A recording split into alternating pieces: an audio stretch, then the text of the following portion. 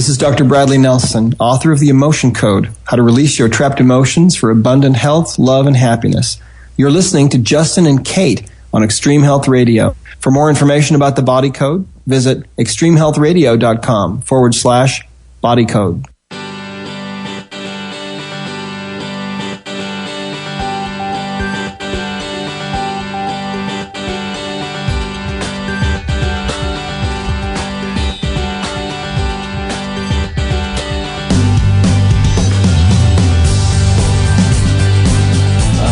You're so funny. You're dancing. So you like the new music, huh? You threw a curveball at me this morning. The whole thing, didn't I? Gosh, I love this music. I feel like we're back to our roots. Back to our roots. Yeah. Yeah, it's good. I love it. Good for you. Yeah, I just felt the old music or the old intro was a little explosive and, like the pyrotechnics that we should have been. It wasn't really us. I feel like we should be an 80s rock band, with like Twisted Sister or something like that. Hair bands. Hair bands. So my name is Justin. Thank you everybody for joining us. This is going to be a really, really great show with Daniel Vitalis today. We're going to be talking about hormone health. I don't know how we go from Twisted Sister and Quiet Riot to hormone health. Maybe they needed more. Maybe they had a lot because they had a lot of hair. Maybe they were dominant in estrogen. Who knows, right? Right. Spandex pants, you never know. So we'll be talking with Daniel Vitalis and introduce him in just a moment. It's going to be a great show. If you have any hormone issues or if you're trying to regulate your hormones, you're definitely going to want to stay tuned to this show. And this is episode number 178. So you can check out the show page and make any comments, anything like that in the future on extremehealthradio.com/178. And we'd be honored to have you do that. If you'd like to follow what we're doing on Facebook, we'd love to have you join our community. You go to extremehealthradio.com/Facebook, oddly enough. Oddly. Shockingly enough. And you can click the like button on there and join our community and stay up to date with our shows. And for reference, what is this? Thursday? November 14th. November 14th, 2013. You got it. Yeah, it's time is flying by, isn't it? As always. Does not feel like Thanksgiving, though, does it? It's probably 80 degrees here. We're having a heat wave. And yesterday we laid out on our patio in our swimwear. Yep. So, yeah, this is not feeling like... Not feeling like November. No. But I'll take it. But we'll take it. We love it. I'm thankful. This is, like I said, episode number 178. If you'd like to join the show, lots of different ways to do that. We're now live. We're not sure how good we sound live yet, but we are live. If you go to extremehealthradio.com/live, there's a chat room there. You can ask your questions on that page and listen to the show live as well. So make sure to do that. If you'd like to send an email to us, you can just do that, Justin at extremehealthradio.com. Or Kate at extremehealthradio.com. And if you'd like to support our work and make purchases on Amazon, I know a lot of you guys are doing that now for Christmas, feel free to go through our link. That would be a really, really great thing. You go to extremehealthradio.com/Amazon, and that would be very, very helpful. And we've got some great guests coming up, Katie Kate. I know, Katie Kate. Dr. Morton Walker is going to be talking about cancer, and he's a prolific guy, Dr. Morton Walker. And then we've got, I'm not sure how we say her name, Vani Harry from foodbabe.com. Okay. And we'll be talking about a lot of the toxic ingredients, and she does a lot of almost like investigative work on what's going on with our food supply and all that kind of stuff. So then we've got Sydney Ross Singer, and we have to raise our beds, don't we? Oh, gosh. We're supposed to be doing an experiment, and we haven't done it yet. Oh. So he's going to be talking about sleep, and that'll be part 2 of his sleep series that he's doing. He's got a lot to say about sleep, so that'll be a great show. And today we have Daniel Vitalis, and his website is danielvitalis.com, as well as sirthrival.com, and my favorite one, findaspring.com. So really, really great websites. He's a leading health motivator, nutritionist, herbalist, educator, and creator of those websites I just mentioned. And he teaches people all over the world doing lectures and seminars. He's spoken at the Longevity Now conference, and there's probably no end to the things he's doing. He's always working on new things and researching, and just a really great guy. And he's going to be talking to us today about hormone health. So thank you, Mr. Vitalis, for being on the show today. You're quite welcome. I got to say, we've been doing shows somewhat regularly, and as we have, the season's been progressing, and you guys just keep reporting the same weather there, and here it's kind of like Game of Thrones, man. It's like winter's coming. It's getting dark at 2 p.m. here. Starting to batten down the hatches. So listening to you guys over there talking 80s and bikinis, man. No, we got to invite you over and I know. It sounds pretty juicy, I gotta say. I get kind of upset about it, to be honest. Like, we haven't had any season since, it's been the same since, February? Yeah, last year. Weirdest year ever.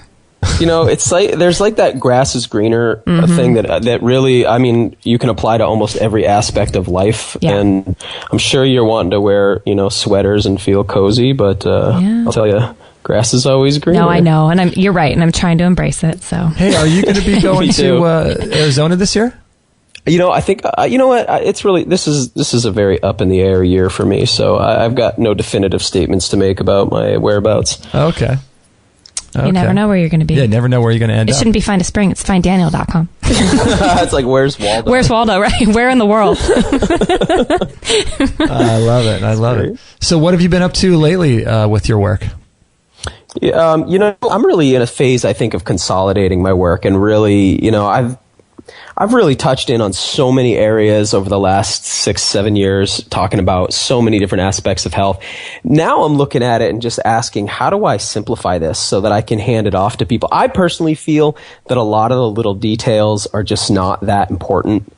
I think that we overanalyze so much of, what we do in health. And so a metaphor that I love to talk about paintings and how the impression a painting makes on us. When we're looking at a painting that really affects us emotionally, we're not really thinking about technical things that painter did, right? We're taking the whole thing in. Health is like that. It's like we need a whole health approach, and we sometimes get caught up in the little details, and I know I've done that over the years. So I'm looking at, how do I hand this information to average soccer mom? How do I hand it to average football dad and give them something that's useful to them? And so I'm really in a consolidation phase, I'd say. Interesting that you would say a lot of the technical details, because it seems like a lot of the stuff going around in the health world these days, especially in the circles we run in, the same kind of things going on. People are becoming less polarized and sort of meeting more in the middle, aren't they? Yeah, well, and that's one of the wonderful things that I've seen happen in my own journey through this information. So when I first got into the health world, when I first got into it, it was the no fat phase. That was like the stage of nutritional excellence. That was the state of nutritional excellence at the time. Right. And that was prior to the really, the explosion of the internet. So information didn't get out as quickly. And then over time, I watched that move into a vegetarian dominated sort of health paradigm and a grain dominated paradigm. And then I watched the carbohydrate paradigm shift to the protein paradigm. Then I watched that shift to the fat paradigm. I watched the primal thing come in and the paleo thing come in. And finally, I think, we've exasperated all this. It's like starting to find some kind of peace in what makes sense.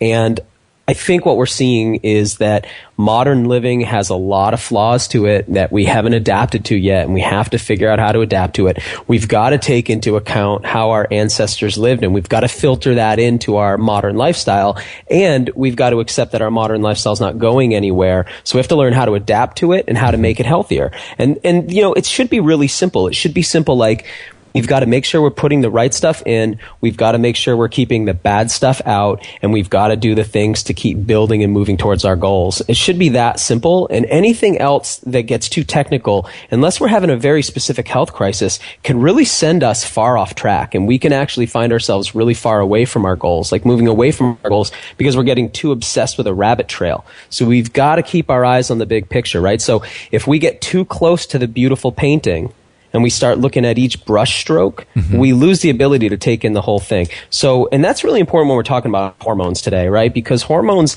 these are very specific molecules with very specific functions, and we can get really caught up in it. Most of us who are listening, I myself, not an endocrinologist, right? And I'm not a biochemist.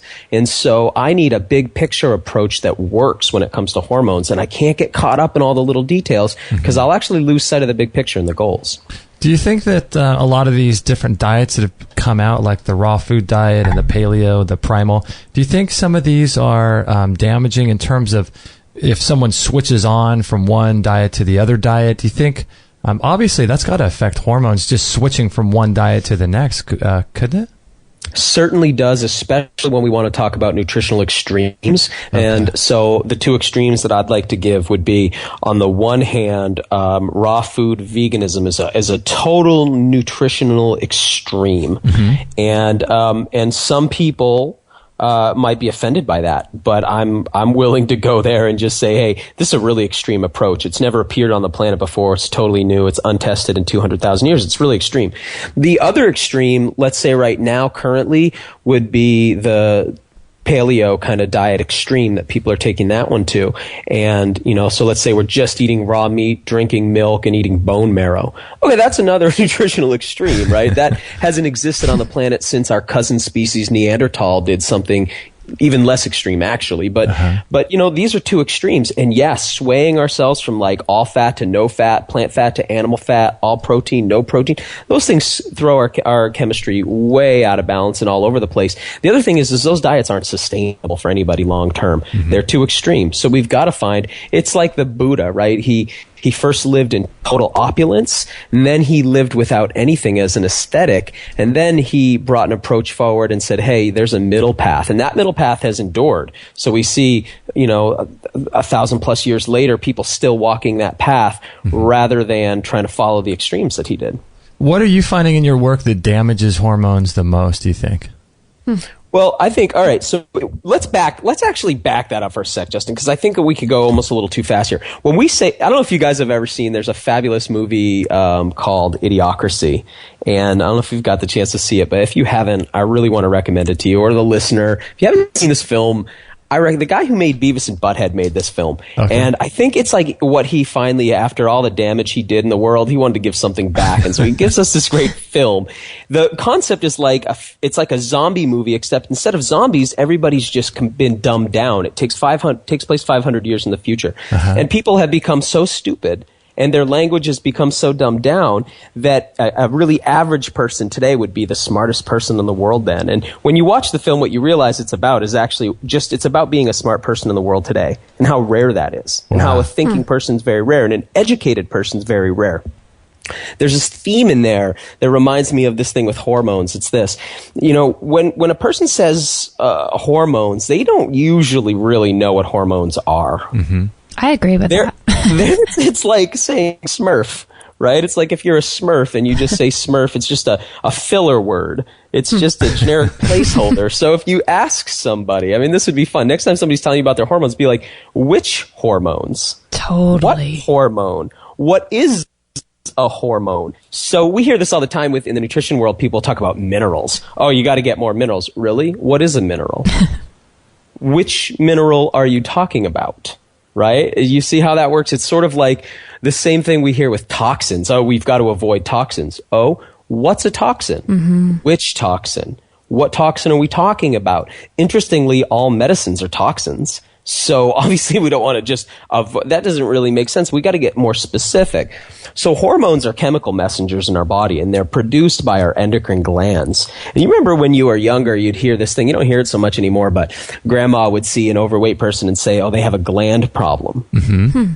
And they were talking about our endocrine glands, which we'll get into a little bit more here as we go along. But our glandular systems is sort of loosely organized system. So when we look in the body and we see the different anatomical zones of the body, we could see the skeletal system's really easy to look at and see how it's all connected. The vascular system, the veins, arteries, heart, it's easy to look at that and see how that's all connected. Uh-huh. Even the respiratory system with the lungs. But when we look at the endocrine glands, the pituitary, the pineal, those are in the brain, the thymus, the thyroid, the parathyroid, the adrenal glands, those are like the little hats that sit on our kidneys. The pancreas, that's sort of wedged up near our stomach. The testes and the ovaries, right? For the man, the testes are an external body organ. How weird is that? We have basically a man's ovaries hang on the outside of his body. How strange. Yeah. And the female version of the testes, the ovaries, they're tucked up inside the pelvic cavity. So we don't look at these organs and see how they're all connected. The way they're connected is through hormones, which are the chemical messengers. They're almost like emails and text messages being sent from these master glands to different places in the body, causing different effects. And it's a whole communication pathway. And I'll tell you this up front. I don't understand it very well, and I would say because we don't understand it very well. So people at large, science at large, medicine at large, does not well understand the endocrine system yet. We're in the infancy of our understanding, and we need to be very humble as we approach the topic because we're still learning about it. In fact, when it comes to this whole idea of excessive estrogen or low testosterone or low progesterone, we're just learning about that in the last, decade or so. That information's become publicly available. Gosh, that's crazy with all the science and all the testing and all the doctors and everything. It's crazy that we'd just be coming into this knowledge now. Isn't that crazy? So it's very new for us. And what we don't understand well is the effects of adding in artificial hormones or what happens when we become deficient. We're just starting to understand that. And if you think about the application or the use in medicine of bioidentical hormones, that's very new. When did you guys start hearing about men getting bioidentical testosterone or women getting bioidentical estrogen or progesterone? Like, how long ago did you start hearing about that? I mean, within the last less than 10 years. You got it. So we're just sort of learning what the effects of that is. And bodies are so different and so diverse. And the thing is, too, is we don't have like a control group of people living a perfect lifestyle we can test upon, right? Right. So we're not like lab rats. So everybody who gets given these things, of course, scientists are recording data, but we don't know what factors are also affecting a person's health. Do they get a lot of sunlight? Do they get a lot of exercise? Are they having a robust sex life? Are they getting enough sleep? So without that, we don't really know. So here's my point. We want to be careful going into this thinking too specifically about hormones, and we want to be thinking more about how do we create balanced hormonal health in our bodies. So not how do I crank this one up and turn this one down. That's getting into some very specific science, and that's above most of our pay grades. It's almost as if we get out of the entire idea of hormones altogether and live the kind of life we're supposed to live. And it's almost as if we do those things, we're going to naturally fix our hormones to get and balance out our hormones altogether, isn't it? Wow, I mean, is that why I love coming on this show or what? Because we get it? Because you guys are so smart. That is really what it is. Because even if we see an elevation in a specific hormone and we may associate that with a health issue, but it might not actually be the cause. So, for instance, if I'm trying to figure out what causes bar fights, and I start traveling around cities to bars to see what causes bar fights, and I start to notice that there always seems to be cops there right after the fight, I could come to the conclusion that cops cause bar fights, but you guys know that would be inaccurate, right? It's not actually, the cops are responding to the bar fight. So it would be silly for me to draw the conclusion, oh my God, every time I see these cops, there must be a fight about to happen. Totally. That's sort of backwards, right? If I associate skid marks in the road with causing car accidents, that would be a mistake because the skid marks are there as a result of the car accident, not causing it. So we need to be real careful too of saying, oh, every time this cancer's present, well, this hormone's there. We don't know if that hormone's there as a result of or if it's a causative factor. We'd be smarter, unless we really want to delve specifically into this subject, we'd be smarter building, like you said, doing the things that build health and trusting that our hormones are going to follow suit. But then, with that said, there are some good general guidelines that we know build hormonal health and balance. Well, that sure paints a great picture of what's going on, truly. We have a lot of people on the show that will say things like there's a relationship between this and that, or this disease and this particular hormone, or whatever. And I'm always trying to figure out, like you just said, Daniel, how do we know that this thing actually is the causative factor? Because that's the real thing. Just because, like you said, there's firemen at a house that's burning down doesn't mean that they caused the fire. Sometimes they do, but usually they're I work on a fire department part-time, so okay, bad example. Bad analogy. No, great analogy, actually. Perfect analogy. So I just totally agree with that. We need to be really careful about this. And the thing is, too, is we need to step back again, look at the big picture, right? It's almost cliche. It's like if I'm standing on a mountaintop looking out at the vista, maybe it's less important that I focus on individual trees in the distance and instead try to take in the whole panorama, right? We got to be careful of that. So let's take a step back, look at the big picture. And what we'll find is that dealing with hormone health isn't really different than dealing with other kinds of health. That wouldn't make any sense. Like, imagine if the things that built bone health didn't affect hormone health, and the things that affected hormone health didn't affect bone health. They were in opposition to each other, and you had to like pick one. Like, well, this is bad for my hormones, but it's good for my bones. That wouldn't make any sense, right? It doesn't make sense that what builds health in the body should be congruent throughout all the systems. Yeah, we have this idea in our culture, as you know, where everything is separated and categorized and put into a little box, and everything is like a discipline, sort of like doctors. Like, oh, you got one doctor that deals with, you know, your left toe, and you have another doctor that deals with your right toe. But in actuality, everything works together, is what you're saying. It is. Now, here's the thing about hormones, right? So here's the caveat. Certain areas of our health are a little faster to respond to good living. Certain aspects of our health are faster to respond. It's maybe a little easier to clean up our digestion than it is to get our hormones back into balance. So what can happen a lot of times is that we start making changes to our health approach because we change our paradigm about health.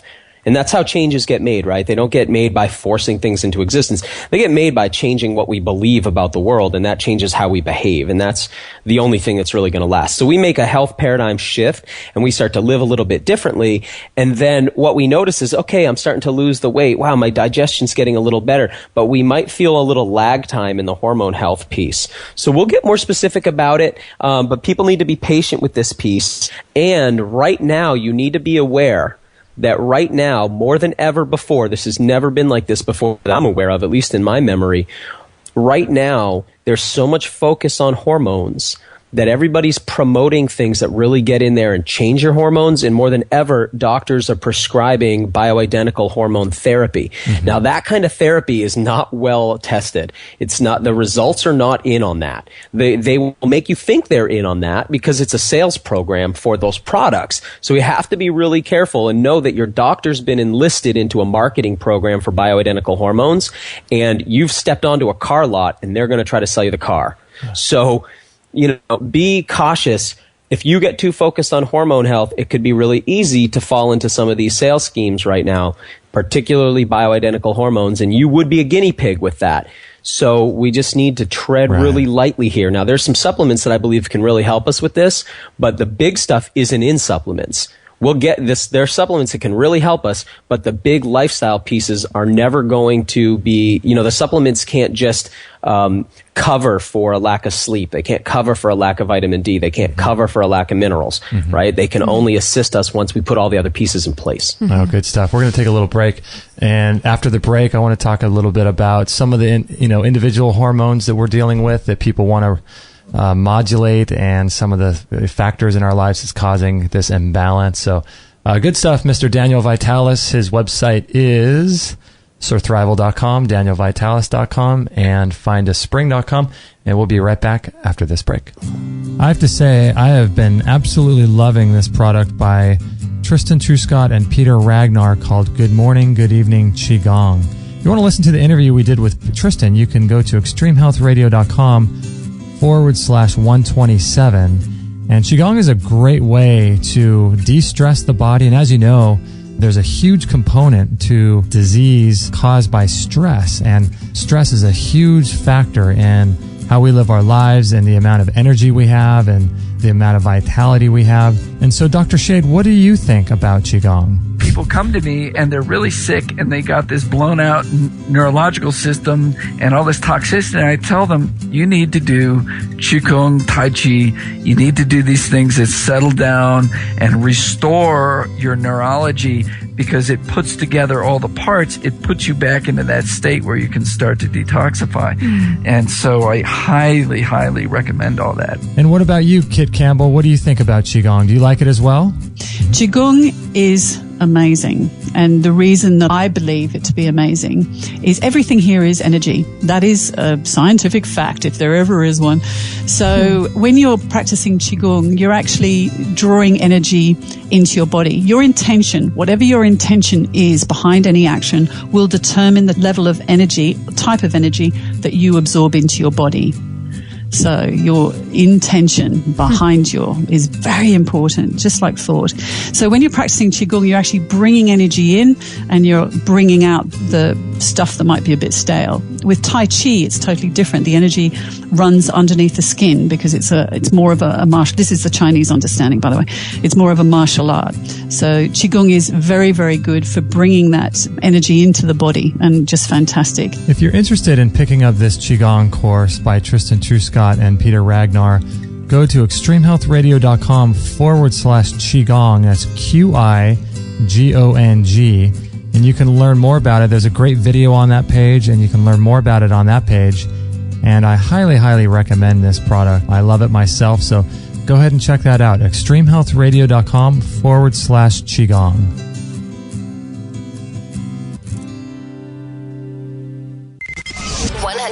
Listener supported. Extreme Health Radio. Opening minds and transforming lives worldwide. Don't forget to join our thriving community for health tips, inspiration, and show updates at extremehealthradio.com/Facebook.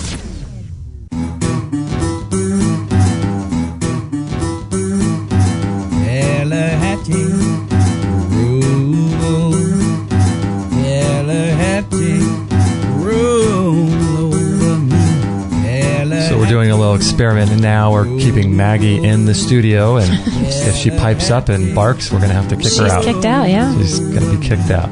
She loves laying on the biomat. It's adorable. So if you guys are interested in that Qigong course and you have any questions about it, please let me know. You can listen to extremehealthradio.com/127 as well as 139, I think, are the two episodes we did with Tristan and Peter Ragnar. Great course. So make sure to check that out. And as the lady said, don't forget to follow us on Facebook and keep up to date with our shows. All that good stuff. We'd love to have you join our community that's growing every single day. So don't forget to do that. And Daniel, before the break, you were making some good points about how there's not a real supplement or dietary nutritional thing that can account for poor lifestyle habits. And I thought that was really interesting because a lot of times people want to make up for their poor diet for their poor lifestyle by taking, a supplement or by taking a vitamin or a mineral or something like that. But these things are the most critical, right? Like a good sleep and living in a healthy way. All these things are the most critical things we could do, isn't it?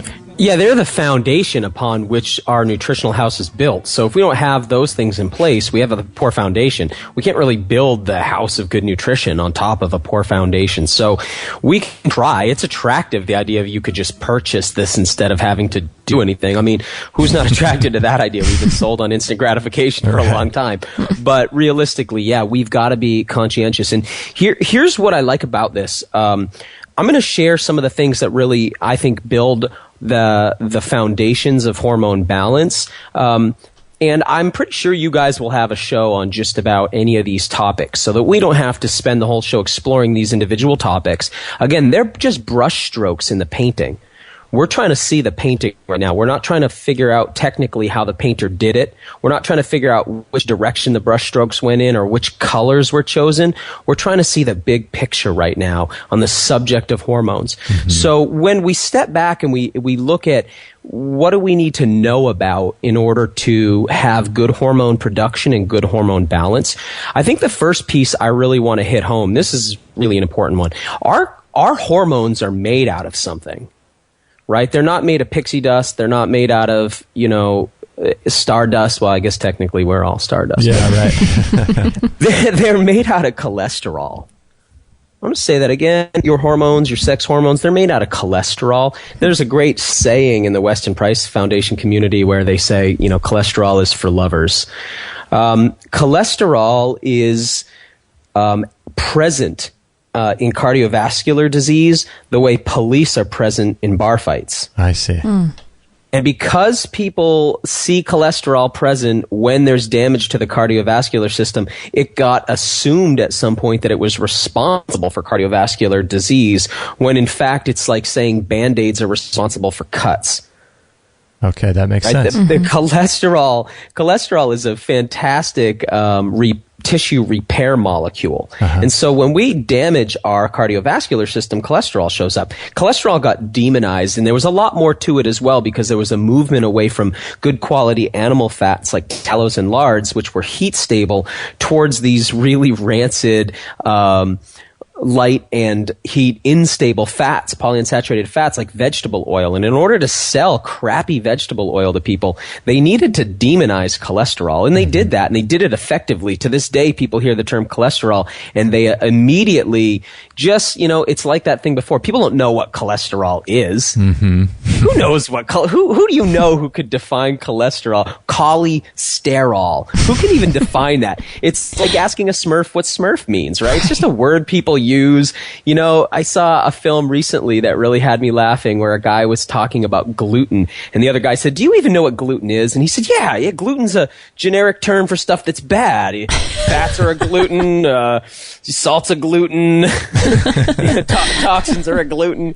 So, I think that's what people are doing. They're using cholesterol as a catchphrase for things they think are bad in their body, when in reality, cholesterol's crucial. Right, but they all run out and stop, they don't buy eggs anymore, and they cut out all these things, and they don't have a clue. Yeah, because if you can change the levels of your cholesterol with a pharmaceutical chemical, then why not demonize it? You can make a lot of money there, Right. So if I convince you that toenails are bad, right? If I just start removing your toenails, that's going to seem weird. If I convince you that toenails are causing diseases, then I could implement a toenail removal program. And if I did it well enough, I could go around the world selling my toenail removal program. And people will never ask why if they think toenails are bad, they're not even going to look into why they should have them. Right. So similarly, as absurd as that sounds, people are trying to remove the cholesterol from their body when it is the substance that you build. It's the Play-Doh that you build your hormones out of. How ridiculous. So what happens is, as they do that, their sex drive goes down. As they do that, their hormone production goes down. As they do that, the body tries to scrape together what it needs to make progesterone, what it needs to make testosterone. When we look at vegetarian diets through time, we see that they're primarily monastic. You guys know what I mean by that? Monks use them, right? And why do they do that? Because it reduces your sex drive. Obviously, right? If we're going to be sitting around meditating all day, probably don't want to jam in libido. Right? Good way to put it. If we're going to be a bunch of dudes in a monastery, if we're going to be a bunch of women, right, in a monastery, right, a bunch of monks or nuns, we probably don't want to rage libido. So through time, we see things like vegetarian diets employed for their low cholesterol and their low hormone producing qualities. We see foods like soybean being used because it's rich in estrogens and it reduces testosterone, right? Does that make sense? Yeah. People have now here's what happened again. Because people just love sound bites. They just bought into it. Vegetarian diets are better for you. Of course, they're low in cholesterol. And we all know cholesterol is bad. they're low in fat. We all know that's bad. So people got on that. They don't realize that they've taken a libido-reducing diet on. And then they spend a lot of time later on down the road, because it takes a while for the hormone stuff to start working. Like I said before, there's lag time. So people start trying to figure out, oh my God, how am I going to get my sex drive back? How do I get my hormone levels back up? Wow, I feel like I'm really out of balance. Wow, I'm not having a menstrual cycle anymore. What's wrong with me? I'm on this great vegetarian diet. See how that could work? Right. So we need to be really conscientious about making sure we get enough cholesterol. Along with that, we got to make sure we're getting enough vitamin D, right? So right off, this is just so obvious. Let yourself get pale and tan this winter. See how you feel. See how people respond to you. See how your sex drive is when you are pale, right? How is your hormone production? You don't need a doctor to tell you this. How's your hormone production when you're pale and pasty? Not real good.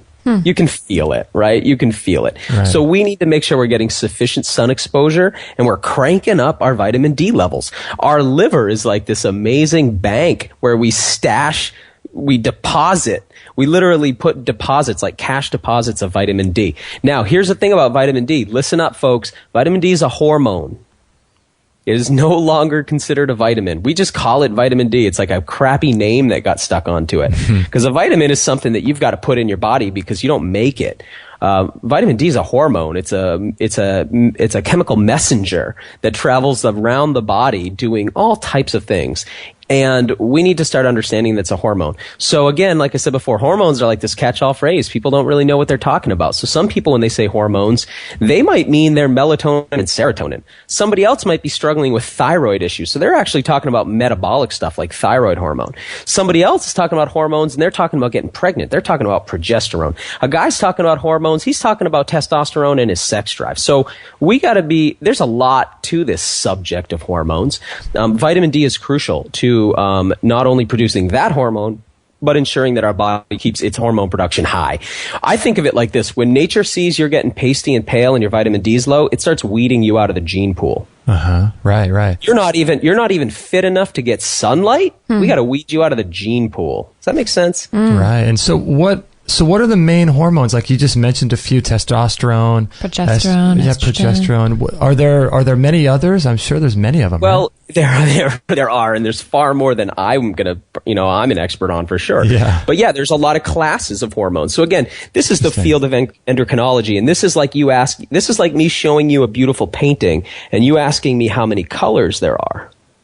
Okay. Does that make sense? Yeah. So it would get us a little bit off track. But to give some general guidelines, like I said before, vitamin D is a hormone. It's a master hormone. We have the neurotransmitter hormones, right? So those would be like melatonin and serotonin. Those are hormones, but we think of them as neurotransmitters. There's the gonadal hormones. Those are our androgens and our estrogens, right? Mm-hmm. So androgens are a big class of what we typically think of as male sexual hormones, but they're in both bodies. And our estrogens are a big class of molecules of what we typically think of as female gonadal hormones or sex hormones, but there's many of them and they're in male and female bodies. So there is a lot going on in the hormone realm. There's the thyroid thing. So we're hearing a lot more about that, right? Our thyroid hormone, which regulates our metabolism. So that's a whole nother class. Again, if we get too focused in on specific hormones, we'll lose the greater plot. So let's back out. We'll zoom out a layer and we'll look at things that help to ensure that we're getting good hormone production. You guys, and I heard it, I hear you talk about it a lot on this show, and I know you've got upcoming shows on it as well. Sleep is crucial. Sleep is crucial. If we're running a sleep deficit, our overall hormone production goes down. Our overall hormone production goes down. Now, again, there's always lag time. So that's a thing, right? The guy who sleeps 5 hours a night because he's super driven workaholic doesn't feel it in the first little while. It's 10 years in that he starts to see his hormone production go down. And he's been living on this schedule so long, he doesn't make the connection. Right. Make that connection now. So we need to understand how important getting sufficient sleep is. Now, we all keep hearing it. I know it's a very popular topic now. It's really important that we go to bed before midnight. But here's the thing, is I've realized realistically in my own life and for a lot of people I know, we just don't. We just don't. So if you don't, you've got to make sure you've got that time in the morning to sleep in. If you're going to stay up late, you better be sleeping in. If you're going to go to bed early, you can get up earlier. But don't think you can go to bed late and get up early and maintain that for very long. Your health will deteriorate and your hormone production will deteriorate. And you'll be spending time one day wondering where all the belly fat's coming from. Why don't I have any energy? Where's my drive? I can't come up with goals. I have no motivation. What's happening? Well, you've gotten into a bit of an estrogen dominance there. So we need to be careful with that. Yeah, I've heard recently that every hour of sleep before midnight is worth 2. As opposed to the 1 after midnight. Like, it's really important to get those hours before midnight, from what I understand, isn't it? If you can. Yeah. The thing is that midnight's not an arbitrary made up thing. Clock time's a bit arbitrary, but true midnight is when the sun passes 180 degrees from where you are on the planet. So it's when the new cycle begins. It's an actual astronomical event. It's not an astrological event. It's an astronomical event. It's when the sun passes the nadir point, on the planet for you, where you are. So your midnight's important to you. And so, yeah, I would second that. But I'll also say, I know that it's not always easy, especially for us who are excited and doing things all the time and living fun lives. Let's face it, we stay up late. So we've got to make sure that we got sufficient darkness to sleep in and that we give ourselves sufficient time to sleep. Personally, for me, anything less than 8 hours has never been enough. Yeah, that's how I am too. Yeah. 8 hours. I can attest to that. Yeah, got to have more than at least 8 hours for me. Mm-hmm. Yeah, I agree. And a lot of health gurus will tell you otherwise. They'll claim, I think a lot of health gurus love to claim that they sleep less than that. And I don't know what that's about, but I'm here to tell you that I think they're lying. So the next piece is, I love it. is making sure that we reduce our stress level. That we reduce our cortisol level, that we reduce that level of inflammation in our body that's all related to our stress. Again, I know this is something that you guys have talked a lot about on the show, and I heard the commercial at the break about Qigong and Tai Chi, and I would fit those into a broader category of parasympathetic nervous system stimulating practices. Mm-hmm. So we have this thing, our sympathetic nervous system. That's our fight, flight, freeze kind of pathway. That's what happens when we get jacked up and excited. We activate the sympathetic nervous system. When we relax, we activate the parasympathetic nervous system. We do that with things like real yoga. We do it with things like meditation. We do it with things like Qigong or Tai Chi. We do it with things like breathing exercises. We do it with things like sauna. All those things activate the parasympathetic nervous system. That relaxes the body. Think about for a moment this word relax. It means to make something lax again, or to take the tension off of something again. Mm-hmm. So the idea is like, you couldn't live relaxed. That wouldn't be relaxed. That would be lax. Right, we don't want to live lax, right? So imagine right now if the two of you were holding a cord between you, a piece of rope. There needs to be dynamic tension to keep you both interested in this game of holding the rope. So if Justin pulls a little bit one direction and Kate pulls back a little bit, there's some push and pull. Now, if one of you just goes lax and just stays limp and lax, well, it's no fun. And if one of you just keeps pulling and pulling and pulling, well, it's no fun either. We need to be able to be in tension and then relax, in tension and then relax. That's the dynamism of life, right? So we need both the sympathetic nervous system. We got to get jacked up. We got to get excited. We got to go for runs. We got to do explosive things. We got to tackle projects. We have to learn how to relax as well. Our culture doesn't promote that as much. It promotes staying jacked up, and that reduces our hormone balance and our hormone production. So we need to be careful of that. Wow, interesting stuff. We're going to take a little break here. Sorry, Daniel. This is time for a break here, and this is really, really good stuff. We're with Daniel Vitalis, or Thrival.com, DanielVitalis.com, findaspring.com. Really great stuff. We'll be right back right after this break. The history of heat therapy dates back over 2,400 years, and it was Hippocrates who said, "Give me the power to produce fever, and I will cure all disease." This FDA-approved medical device called the Biomat is a mat that you can lay on, read on, sleep on, do yoga on, sit on, and it can be used on office chairs, massage tables, and the like to help the body heal itself. It's inlaid with 30 pounds of healing crystals using amethyst and a rare black tourmaline, producing negative ions in a healing electrical field. These healing crystals help to restore cellular health by replacing electrons to the atoms, as well as penetrating deep into the body by 4 to 6 inches. What can the Biomat do for you? It'll improve your skin, burns as many calories as if you went jogging for 30 minutes. It improves the immune system by up to 40% or more, reduces stress and fatigue, removes toxins, lowers cholesterol, relieves pain, revitalizes cellular metabolism. It improves cell channels to deliver nutrients and oxygen to every one of your cells. It activates over 3,000 enzymes. And even a Harvard medical study showed cancer cells die at over 42 degrees Celsius. It reduces stress hormones by up to 78%. It allows your body to produce heat shock proteins, which increases endorphins, NK cells, T cells, and lymphocytes. It's very, very low EMF, and it's got a 17-layer technology. Dr. Mark Serkis is the director of the International Medical Veritas Association. Explain to us more about these biomats. These biomats are these far infrared mattresses. You lay on them, or you sleep on them, or both. You do very heavy treatments during the day, and at night you sleep at just a nice comfortable temperature. These biomats are like these love machines, comfort machines, and healing machines, because what they do is they just radiate out light, far infrared light, and you can radiate yourself all night long while you're sleeping when you're not doing anything else. And what happens is this light penetrates the body and turns to heat. And the first thing that happens when you bring your core body temperature up 1 degree is your immune system strength increases by 40-50%. They feel when you lay down on them, you guys know, you have one. So it's like the feeling is so good. It's like being in the cuddling with a lover, your wife or husband. It's just warmth and comfort.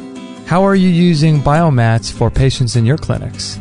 The cancer treatment using heat is very aggressive, meaning during the day, you sandwich yourself in between two of them, turn it on to high heat, and bake the cancer. The cancer will die before you will. No, this is, you can go to England and spend $20,000 and use microwave a cancer out of existence. These biomats basically do the same thing. Radiation therapy for cancer is really a solid idea. Unfortunately, oncologists use the wrong radiation. They use radiation that kills you.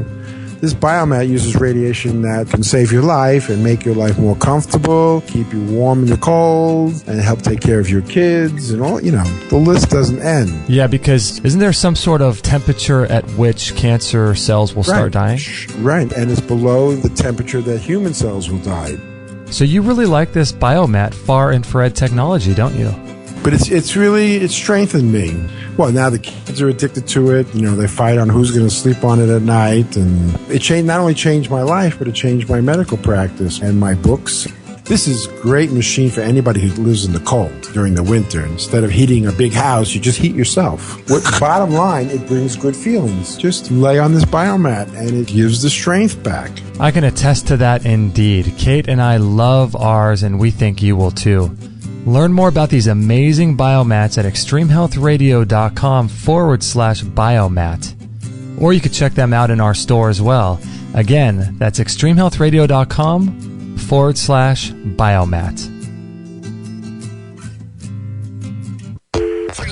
All free shows, all the time, on Extreme Health Radio. Opening minds and transforming lives worldwide. Join our community today. Sign up to our email list and instantly get our free gift to you, along with loads of inspirational content and cutting-edge tips to help change your life at extremehealthradio.com/subscribe.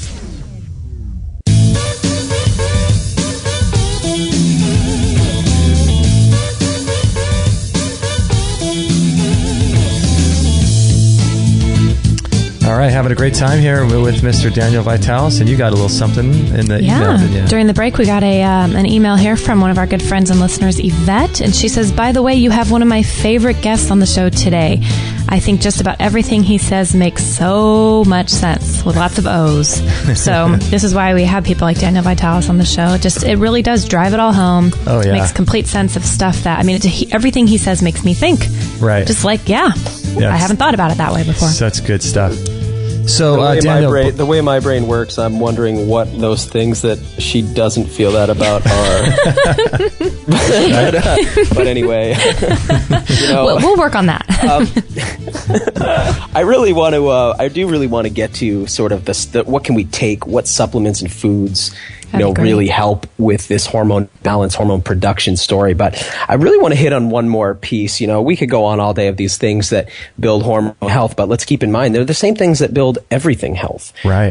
It's a very simple overall approach, right? And again, if somebody went back through your show archives and just listened to them, if they went through my YouTube videos and just listened to them, we're hitting on all these things because any part of health is whole health, right? It's got to be. But there's this other piece, and I know this show, I know this is a family show, so if it's okay with you guys, I'm going to gotta get a little PG-13 here for a moment.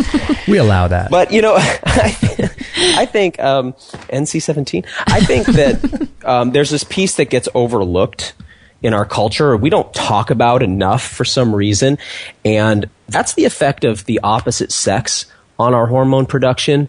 That's the effect of eroticism on our hormone production. It's the effect of orgasm on our hormone production. It's the effect of lovemaking on our hormone production and sustainment. Mm-hmm. So I think this is this piece we need to talk about. You know, I got exposed to this study when I was younger showing that women with irregular menstrual cycles would have their menstrual cycle regulated by smelling male body odor.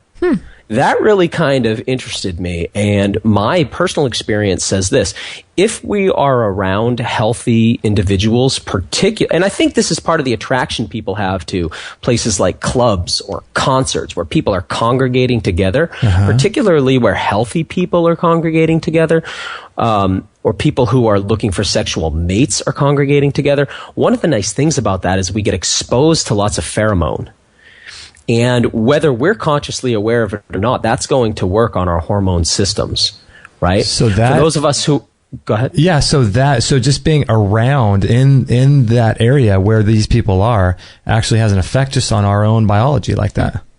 Yes. I mean, well, I mean, I think we all know that, right? It's pretty obvious, and it's powerful. It's more powerful than a lot of these other pieces, and it's one of the least talked about. So for me, for instance, several times a year, I visit a hot springs that's very private where a lot of my friends from around the world, now I've got a lot of beautiful friends. I've got some amazing, cool, fun, smart, beautiful, sexy friends. And we get to hang out naked at hot springs for days at a time. The effect that has, what effect does that have on my biological system? What does that engender within me? If you're able to smell the opposite sex when that person's aroused, what effect does that have on you when their hormone production's high? So what do we do to block that? For instance, again, in the same way that a monk uses soy-based diets and vegetarianism to reduce their sex drive, your office place uses antiperspirant and neckties to do it. Ah, interesting. Okay. Right? If I put on a collared shirt and I button it around my wrists and I tie it around my neck so my hormones can't escape the shirt, and then I fill my pores with aluminum so that I can't release any of my pheromones into the room, see how that would reduce the sex drive of the workforce? I see. Yeah. Right? Isn't that kind of obvious? Now, what's the guy do as soon as he hits the club? He loosens the tie and unbuttons the collar. He rolls up the sleeves. He starts to let it out a little bit more. Right? I won't even go into this for women. Women, you guys know what you do to attract the opposite sex or to attract attention or to release your pheromones. We all know that if we put good smells on our pulse points, right, those start to emit those good smells along with our pheromones, right? We clean up our pheromones with that. So we all know that this is going on, but we don't talk about it as from a health perspective very much. So I think this is something people can utilize. When you're with your lover and you're reaching high points, don't be afraid to smell your lover, particularly in their armpits or their groin where they're releasing pheromones. That turn on is more than just turning you on psychologically. It's turning on your hormone systems. Literally turn on, like a light switch. You're turning something on. And you want that turned on, right? We don't want that turned off. That's our libido. We want that flicked on all the time. So we want to be figuring out how to stay stimulated in that way. If you're in a relationship, usually what you're doing is stimulating your lover and being stimulated by your lover. And if you're single, it's really great to get around people who stimulate you in this sexual kind of way. Now, I'm not saying that we need to go out and be lascivious about it, but I am saying that it's good to stay in a state that's turned on. So it's going to be very difficult to live a monk's lifestyle and have strong hormone production. I need to make that really abundantly clear here. So if my lifestyle is all I like to do is yoga and meditation, and I like to get to bed really early, and I like to do all these health practices, and I don't do anything to turn me on, well, whose fault is it when my hormone production gets low or imbalanced? Right? So we need the push-pull. Now, there's this crazy idea that's infiltrated the health movement that there's something noble about asceticism. Now, we have people like the Buddha telling us that there's nothing about that we need to do. We don't need to cut ourselves off from experience. We need to balance them. So we've got to have dynamic tension. So just like you need the things that relax your body, you need the things that turn you on. And it's really important you balance the two. And if you don't, your hormone production gets out of balance and it gets low. And we see that in people in long-term relationships that are failing sexually, what we see is you just start watching people, you can sort of see if they have a good sex life or not, because you'll see the man will start to accumulate breast tissue, he'll start to accumulate belly fat, she'll start to accumulate butt fat and side fat that are indicative of their hormone production getting low and their estrogen levels getting too high. You'll start to see his motivation level drop off. You'll start to see her losing focus and interest, and those are indicators that the sexual hormone production's gotten low, that they're not utilizing each other as nutrients. Interesting. What an interesting way to put it. Utilizing each other as nutrients. I like that. That's part of why we get into a relationship, right? And that's why single people are always looking for a relationship, is because they want to consistently be able to get turned on. So if you don't have that in your life, you need to find that in some way. And if you're not able to find that, you need to figure out what's your block that you could overcome so that you could access that more. For some people, it's going to be a religious paradigm that was impressed upon them in their youth. For some people, it might be some, spiritual thing they think they've taken on. For some people, it might just be cultural or social awkwardness. But overcoming that will help you to get your hormone production turned up. And you'll see that your life will get better as a result of that. So that may seem like a little weird rabbit trail, but I think it's the piece that nobody really talks about. And I think or is afraid to talk about. It's so important. Yeah, and I think that, I'm sure you see this all the time. I mean, this hormone thing, I mean, people are just so out of whack with their hormones. There's so many things that are throwing their hormones out of whack, and people don't realize that every little thing they do in their life, like the simple act of going to work and putting on, like you said, a tie and a suit and all these things, they're all sort of stacking, like David Wolf says, stacking the odds in your favor. But when you're doing these things, they're almost kind of they're stacking the odds not in your favor. They're all these little tiny things. It's like you have a debt, right? And it's hard to come back from that debt. You need to put all these practices in place to sort of come back from that. Right. So we want to be really careful about just reducing those things that we're stacking against ourselves, right? And one of the big ones is the suppression of our sexuality. Or like I said, can you guys see now what I'm saying? How there's a lot of lifestyle things that actually suppress our sexuality, but we think that they're good for us. Yeah. So then we wonder why it's not working. I can see there's probably a lot more too. Yeah, well, we could go on all day. Yeah. But we don't have time for it. So, I think that that's important, and I think that we need to, even if we're in relationship, it's really great to socialize more, to get out and to socialize and get around people that stimulate us, because hormone production is a result of stimulation. We want to be stimulated. Now, not all the time. Like I said, there's times we need to get parasympathetic and actually reduce stimulation and relax. But once we're relaxed, we don't want to just walk around like that. I mean, I know Eckhart Tolle does. I don't personally. It's not the path I'm on. Right. I like to live somewhere in dynamic tension, homeodynamicis. Interesting. So what are some things that I know that we're going to talk about, some supplements or some things people could take if they are low? I guess the first thing people should do is get some sort of blood test, right? And figure out what their levels hormone are. Paneling? Yeah, to begin with, right? That would be step number one, wouldn't it? For me, I would say no. For me, I would say no. Now, I depends where somebody's at and how much credence they put in that. For me, no. Why? Because one reason is because how's your hormone panel going to look right now? And then let's say we take your blood right now, and let's say 10 minutes from now we get off the phone. You guys have a little of this, a little of that. Things get a little hot and heavy there in the studio, and then I take your blood again. What am I going to say? Right? Wow, geez, it's dramatically different. It's only been 15 minutes. How'd that happen? I don't put, you know what? Blood is a dynamic, constantly changing environment. Blood's not like water in a vial, and every time we take a little drop out and test it, it's the same. Your blood you have endocrine glands constantly dumping hormones in, and those are constantly affecting each other, right? You take a step outside into the sunlight for a minute, UV light starts hitting you and causing vitamin D production. This is too dynamic of an environment. I don't personally put a lot of credence in things like that. It can be beneficial to people, but I think the first step is starting to implement these ideas we're talking about. I see. Okay. And if you're somebody if you're going, hey, you know what? I'm already doing the sleep. I'm already doing the meditation. I'm already doing the yoga. I'm already eating the good food. I'm already doing that. Then I'm going to say, hey, you know what? Up the meat a little bit and go to a hot yoga class where there's people who stimulate you. And if you're like, you know what, I've been living the party lifestyle, then I'm going to say, you know what, it's time to reduce the meat a little bit. and get away from the clubs a little bit. And it's going to be time to start doing the meditation and the sauna and the Tai Chi, right? I see. We got to figure out where somebody's at on that spectrum of extremes and dial them back to center point. So for me, the first point is getting into lifestyle balance, not getting, we're not a car that needs to go, in my opinion, we're not a car that needs to constantly go get diagnostic tests done. So blood tests are really just snapshots in time, right? They're just really... They are a snapshot in time. Yeah. And the thing is that it's like it's not like a snapshot in time of some really linear thing. It's like snapshots in time through a kaleidoscope. One turn on the kaleidoscope dial radically alters it into a pattern that will never emerge again. Does that make sense? That makes sense. Okay. In a second. It's not like a flip book where each page is slightly different than the one before and just slightly different than the one that's to come. It's more dramatic than that.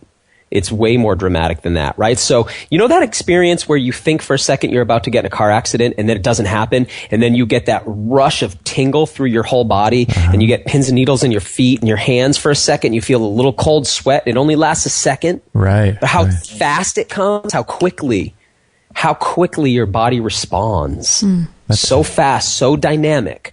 Right. So I know that with these kind of tests, of course, they try to get you to fast first. They try to take the test the same time every day and all those things. And there's value there. I'm not saying just for me in my approach, it's not the first step. For me, that would be more like that's a more extreme thing. So if we're going to start looking at blood panels, we should probably be sure that we have a serious condition first, not that we just have some general malaise we want to come back from, because cleaning up your lifestyle will clean that stuff up.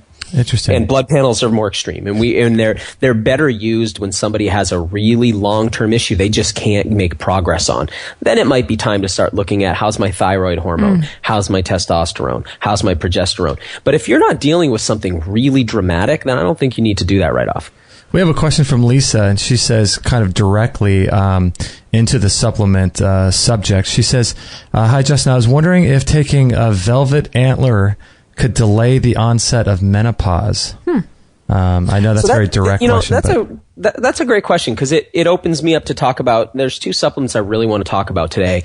One is Antler Velvet and the other one is Pine Pollen. These are two that I have determined to be really safe and useful across the board. So if we were going to talk about, I love this idea that we can generally break our supplements up into those things that are really medicinal and those things that are really tonic. Those things that are really medicinal don't work for everybody. They're for specific problems or specific symptom sets. Okay. Whereas things that are tonic, everybody can use, and you don't have to worry about them imbalancing you. They're very safe. So what I like about Antler Velvet is that it's very tonic. Nearly anybody in the world can take it. Now, I've been personally selling an elk antler velvet now for probably 5 years, and so I've got literally thousands and thousands and thousands of customers who've purchased it, and a lot of them write back to tell me dramatic stories, or they come to my events and they tell me dramatic stories. Wow. I have personally seen women who've been menopausal for multiple years take Antler Velvet and begin to have a period again. Really? Wow. I've seen that happen. Now, it's certainly not, oh yeah, it happens every time. I've seen it happen.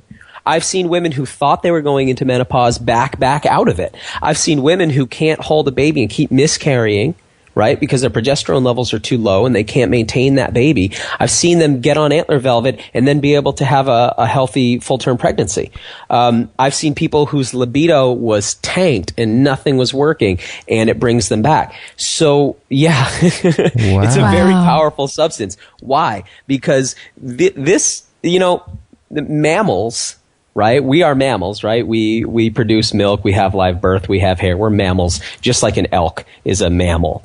And the chemicals, the hormones, the substances coursing through the blood of an elk are very similar to the ones coursing through your body. And a male elk, of course, it's just the males that grow antlers. A male elk goes through a sexual cycle where what happens is he begins growing antlers in the spring. He grows them out to full term. He mates, they fall off, and the next year he grows them back. So once a year, elk from the farm that we maintain have, or at least the large alpha elk, have their antlers trimmed off, and a supplement can be made from those. Now, basically, when this elk is getting ready for his explosive season of sex, he is producing all these hormones, and they're in his bloodstream, and because his antlers are vascularized, they're in there too. Now, these antlers are these quickly growing tissues. They're growing 2 inches a day. Wow. That's incredible. That's hard to, that means you could sit there and watch it happen. Yeah. 2 inches a day. Now, if you get online, you do a little Google images of velvet antlers, not antlers like you think of the hard, bony, spiky stuff. When they're growing, they're fuzzy, they're furry, they're warm, they're innervated, they're vascularized, they're an organ, like a leg almost. And they're growing at 2 inches a day. So there's all of these hormones in there and all of these growth factors, these protein messenger chemicals that initiate growth in the body and repair. There's all these hormones there. This animal's getting ready for a truly explosive season of sex. He's going to battle off other males to prove his dominance and his worthiness for mating. And then he's going to mate. And then those antlers are going to fall off. Now, if we can get a hold of the growing tips of those antlers and we can get that into our bloodstream, it essentially inputs or uploads those same molecules into our body. One of the major ones is IGF-1. And IGF-1, like cholesterol, has been really demonized for the last couple of years. And I think people are just really wrong on this one. IGF-1 is what your body takes HGH and turns it into. So human growth hormone gets processed through the liver and it gets turned into IGF-1. Now, we know a lot of bodybuilders and a lot of people trying to, people who are into longevity who are using these things maybe as an anti-aging kind of chemical. They use HGH. When HGH just gets turned into IGF-1 anyway, we want to upload IGF-1 into our body. When we do that, that cranks up our hormone production, that increases our free testosterone levels. And by the way, whether you're a man or a woman, you need to know this. Estrogens don't do anything for your sex drive. Libido comes from androgens, testosterone and other androgens. So we want to increase our testosterone levels. If we're not feeling we have full focus, if we're not feeling we have full drive, if our libido feels like it could be stronger, and it's important to increase our testosterone. It's important for women to understand this too and not be afraid of testosterone, right? I know you hear that and you kind of, back away. Right. Yeah, right. Wait, and Kate, maybe you could help us explore that a little bit for us, because what I'm guessing, in my rudimentary sort of, male understanding of female psychology, I'm thinking horse jaw, mustache, beard, chest hair, deep voice, Adam's apple. Completely. Yeah. So really, what's going on? Hey Daniel, really quickly, we're starting to get this weird noise here. Would you mind if we call you right back? Please do. Okay. So thanks. sorry about this. Okay, we'll hang up the call with Mr. Daniel Vitalis. That's strange. It's interesting. That's happened on a lot of the shows. Near the end, we start to get this weird thing with Daniel. Interesting, isn't it? Yeah. Okay, let's try this. So the hormone gods are not having it. No, they don't like this one bit. Okay, so let's try to call him back here. Through the magic of Skype. Right. Much better. All right, great. So we were just joking about this idea that women are afraid of testosterone getting into their bodies, and rightfully so, particularly with a bioidentical male testosterone, like a pharmaceutical one. Right. You don't want that anywhere in your body. Yeah. However, we're starting to see that when women get into menopausal stages in their life, the issues aren't just with low progesterone or estrogens, it's also testosterone. And testosterone's effects on people really have a lot to do with our libido. And our sense of clarity, our sense of focus. When a woman's testosterone is low, she feels anxiety. Her bone density decreases. She may become a higher risk candidate for breast cancer. And this stuff can start as early as age 30. So I don't want to just, say, oh, this is just menopausal women. This is premenopausal women as well. This kind of thing is happening earlier and earlier. Okay. Right? So women need testosterone just like men do. Now, for men, it's a really similar thing. It increases our muscle mass, right? It reduces our body fat. It increases our bone density. It protects our heart and our cardiovascular system. It really enhances libido, and it's really crucial to good moods. So when testosterone levels are adequate in people, I don't want to say high because I don't want to give the impression we want to jack them up past normal, but we just want them to be normal. And when they're normal, we have good moods. We feel driven. We feel focused. We feel goal-oriented. And you know what? I know as a public speaker, I mean, I know this, right? Because I get to observe how people respond to what I say. Right? My words are much less effective than my delivery. I just know that. It's the passion, not the words, right? I could say something ridiculous and stupid, but if I say it with passion, people will become entranced by it. People feel goal-orientedness. People feel focused. They feel drive. Why? Because it indicates a high level of androgens, and a high level of androgens indicates health or breeding quality. Interesting. I just, real quick, Daniel, I just got a chat message for you. It was interesting. She writes in, he mentioned the woman in menopause who took the Antler velvet and started menstruating again. I know he sells different strengths of this product. Is it only the strongest version of the product that could do this? That's an important question. Really good question. So at Surthrival, we carry a really unique product. So we compete in the community that sells deer antler. We sell elk antler, and we do that because we can work with U.S. farms. So we're not having to import the material. And we work with really ethical farms because you can imagine when it comes to removing antlers from an animal, there's some pretty shicey stuff going on in the world. Yeah. So we really work with a beautiful, sustainable operation with really healthy animals and animals that are never killed or turned into venison or anything like that. And what we do is we clip the male antlers from certain males one time a year, and those antlers are then turned into a freeze-dried extract. So they're concentrated 40 times. So we end up with this material that's ground down and concentrated down, like space food, freeze-dried, all the water removed, and then we suspend that in an alcohol, an organic grape alcohol. Now, we then put that into bottles, 1 ounce bottles. Now, we have several different strengths. We have one we call silver. It has 450 milligrams of the antler in it. We have one we call gold. It has 1,000 milligrams of the antler extract in it. We have one we call platinum. It has 1,500 milligrams of the extract in it. And in fact, we've actually recently come out with one called Essentia, which is a little bit less concentrated even than the silver. So we have 4 strengths, but they're all made of the same stuff. And to be perfectly honest, it's sort of a better buy. The stronger it is you buy it, because the more you get for your money. But they're all the same thing. They all do the same thing. And this effect in this woman was actually at a lower strength. And in fact, a lot of women find they prefer the lower strength variety. They find that the stronger, the gold and platinum, can sometimes be a bit too stimulating. And so a lot of men prefer the gold and the platinum, and a lot of women prefer the Essentia and the silver. But again, these are all the same product. They're all the elk antler extract. It's just that each bottle has a different amount of water in it, if you will. It's just a little less concentrated. But they all do this same thing. I got to tell you too, I'm aware that I'm sometimes a little delicate about saying this woman got her cycle back, because some women are like, I don't want that to happen to me. Right. I'm done with that. And I want to point out, I don't think that it goes in and reverses it. I think this woman's body, in the same way that a female athlete will stop mensing because she doesn't have high enough body fat levels, her hormone levels get thrown off by her low body fat. Let's say an Olympic track runner. You get those Olympic female track runners, they're not having menstrual cycles. Right. They've made their bodies too masculine, so they're not able to mense. They're not fertile anymore. But that can be restored. In the same way, I think this woman wasn't actually menopausal. It was rather that she had prematurely stopped mensing. So I think it helped to restore that. I see. But my point is that all of our antler extracts do the same thing. They're just at different concentrations. So the other piece I want to add is that there's a lot more going on than just these growth factors, and there's a lot more going on than just the IGF-1 and the hormone substances and the increase in free testosterone. There's glucosamine and chondroitin and collagen and a few other connective tissue materials in there, collagens. And so this is the thing. When we're talking about hormones, it's kind of obvious subtext that we're talking about an anti-aging thing here, because we know hormone production starts to taper off as we get older.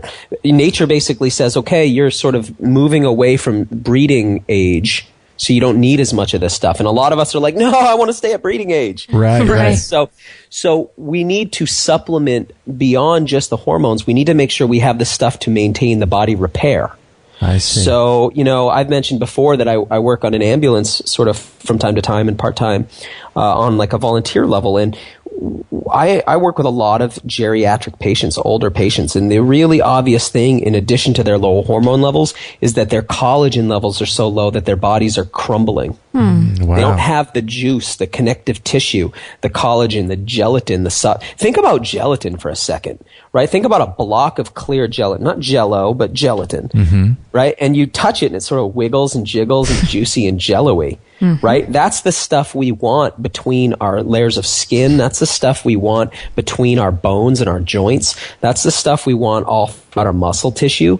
And when that stuff's gone, we look wrinkly, baggy, and saggy. So we need to make sure that we're getting enough collagen in. So one of the reasons I love Antler extracts is they increase the androgen levels, right? The sex hormone levels. And at the same time, they get our tissues repairing themselves by feeding in all of these collagens. So it's like a very concentrated bone broth. So you're saying keep it juicy in more ways than one. I like it. Keeping it juicy. You got it. It's holographic. You got to be juicy on every level. Yeah. Completely. I love it. So can people take these, I'm sorry, not hormones, but this particular deer antler, can they take it if they're pregnant, or is there an issue with that? Well, how the FDA is, and what they want me to say is that my following statements have not been approved by the FDA. But I'll say this: antler extract's nothing new in the world. It's been used throughout time. It's been used for thousands of years, all the way back into the early stages of human civilization in Asia. Right, to some of the earliest human civilizations. And it was used by everybody, including children, including pregnant women, including lactating women, menopausal women, men be pre and after andropause. So everybody's used it all through time. Now, any woman who's going to do anything while she's pregnant, she needs to check in with somebody besides a radio show about that. Right. But I would say that I don't know of any ill effects, and there's never been any reported that I've ever seen. So, so for me, what I love about it is this supremely safe supplement. Now we suspend our antler extract in an alcohol base. And the reason is this: the alcohol will carry a lot of these substances into the bloodstream so that you don't swallow them. Right? So when you put this tincture in your mouth and you hold it under your tongue, it gets absorbed right into the mucosa of the mouth, the buccal membranes. And it goes right into the bloodstream. Now, if we swallow it, the body thinks it's food and breaks apart the delicate proteins that are the growth factors. So we don't get them. They actually won't work. Wow. Right? We've disassembled them. So it's like I take a book that contains lots of information. If I put it in my stomach, it's like it cuts up all the letters so that it's no longer recognizable as words. Right, if that makes sense. Yeah. So we want to get this stuff direct into the bloodstream. So that's why we put in alcohol. So one of the things is that anybody who's going to use that product needs to be aware that it's an alcohol, and that might affect how you give it to a child or a pregnant woman. But I think it's such a tiny amount of alcohol. You can usually dilute it in water or something like that if you need to. So if someone is looking at getting some of these products, would like a bottle of it? I guess there's different. Are there different sizes? How long would one bottle last a person? Good question. So it comes in a 1 ounce bottle, a 1 ounce Miron glass bottle with a dropper. Now, the way that we market it is we say that that's a 1 month supply. Now, the reality is, and you guys know this because I'm sure you've bought in thousands of supplements now. Some supplements you buy, it's a month's supply and you use it in a week. Right. Sometimes you buy a month's supply and 6 months later you've got half a bottle on the shelf because you don't really use it. Right? So it's going to last as long as you make it last. But if you were really, really wanting to be active with it and you really want to get the results, and this is true of most supplements, you want to go at least 6 weeks at the recommended dose. I see. So my recommendation would be to get 2 bottles. And my recommendation would be to take that for the full course, the 2 months, before you start to try to really gauge the effects too much, because you need to give your body time to really respond to this. However, my experience with elk antler extracts that are really high quality, not just mine, but ones that are high quality in general, is that the effects there are immediate effects, but those are different than the long-term effects. So there's an immediate kind of stimulating effect, and that's really nice. But the long-term effects are what you really want to go for. And so you're going to need to get enough. Now, here's the thing. You could buy the gold or platinum product, and if you stretched it 3 months out, it would be just as strong as the silver product if you took it in a month, because they're just different concentrations. I see. So when you're looking at the website and you're going, oh, geez, which of these do I want? The Essentia and the silver are a little easier on the wallet. And so you can buy it, you can get in there and start using it at a lower price. But you're going to want to take it more frequently. Whereas if you bought the gold or the platinum, you're going to spend a little more up front, but you could use these products. You could stretch them out, make them last longer. You could take half doses, and they would be just as strong as the silver product. So with the Essentia and the silver, do you have that also, changing topics just a little bit, do you have those strengths in the pine pollen tinctures as well? Or is that just with the elk velvet? All right, now we're talking about a completely different creature here when we get into pine pollen. Pine pollen is, I want to almost say that's a whole different animal, except it's actually a whole different plant. right? So what we're dealing with here is one of these supplements comes from the animal world, and that would be our elk antler extract. And one comes from the plant kingdom, and that would be our pine pollen. Now, the pine pollen is just, I mean, and I know a lot of the listeners have heard me talk about this ad nauseum, but I just am so fascinated by the idea of testosterone being in a pollen, in a plant food, because pollen is sperm from plants. Right. Right? So if you walked outside and a pine tree in the spring drops pollen on you, you won't be offended. But if a person did that, boy. Yeah. So what's going on is some plants put their sperm out into the wind. That's how they pollinate. And pine trees do that. Now, pine trees produce a lot of this sperm, a lot of pollen. So much, I mean, we're talking each full-grown pine tree is producing buckets of pine pollen. And it's literally putting this stuff out like rain out into the ecosystem, and it falls on everything. Now, it contains testosterone and two other androgens that I know of. Right? These are those libido enhancing, focus enhancing, growth enhancing, energy promoting androgens. But then it also contains the plant version of androgens, these things that we call phytosterols. They're steroids for plants. So it contains both, right? And what the pine tree does is it puts out its pollen, pollinating itself, but it also, pollinating its species, I should say, but it's also getting its pollen, its sperm, onto animals where the testosterone goes to work in their bodies, because they breathe it in and they get it in their mouths and it goes to work in their bodies. And it gets on plants and it causes plants to grow more vigorously because of the sterols. So pine trees are like these, I think of them like great sage grandfathers who just pour androgen out into the ecosystem. Yeah, they're magical, aren't they? I mean, people use the bark and the needles and everything. We could go on all day about it. Yeah, and from a primitive skills perspective, there's a lot of really great survival techniques that we're dependent on pine for as well. So pine's it's the state tree up here where I live in Maine, the pine tree. So this is the pine state, and I absolutely love this organism. Now, its pollen can be eaten whole like a flower, and it's very rich in vitamins, very rich in minerals, very rich in antioxidants, and increases our internal antioxidant production and opens our detoxification pathways. So just eating it's really valuable, and we do absorb some of the androgens that way. If we tincture it in alcohol, that's how we really start to absorb the testosterone and the androstenedione and the DHEA. And that's how we start to get those benefits. It's like taking a very subtle, very natural steroid. But because it's a whole food, it doesn't have the pharmaceutical side effects that we get from taking steroids. So we get a whole plant steroid.